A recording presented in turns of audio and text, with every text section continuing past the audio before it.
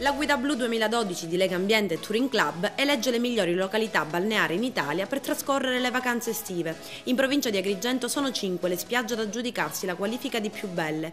Stiamo parlando della Scala dei Turchi di Realmonte, della riserva naturale di Torresalsa di Siculiana, insieme a Sciacca, Menfi, Lampedusa e Linosa, tutte incoronate da 3 vele blu. In particolare la guida turistica, strumento affidabile di parecchi viaggiatori, classifica e promuove tutte le località costiere in Italia che hanno saputo integrare natura, arte e tradizione ed enogastronomia con forme di accoglienza sostenibili e a basso impatto sul territorio. La classifica parte da un massimo di 5 vele a un minimo di 1. Rispetto al passato migliora la posizione della Sicilia, sventolano 5 vele San Vito Lo Capo in provincia di Trapani e Noto a Siracusa. La provincia di Agrigento invece conquista il primo posto in classifica per numero di località e vele assegnate.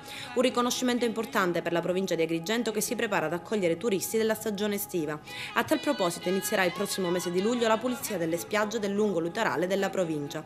L'assessore provinciale all'ambiente Francesco Cristian Schembri, con il presidente dell'ente provincia, ha predisposto un calendario di ben 52 giorni distribuiti nei mesi di luglio, agosto e settembre. Obiettivo, ha commentato l'assessore Schembri, quello di ottimizzare al massimo le poche risorse economiche a nostra disposizione, cercando di offrire agli agrigentini e ai turisti un'immagine consona alla vocazione turistica della nostra provincia.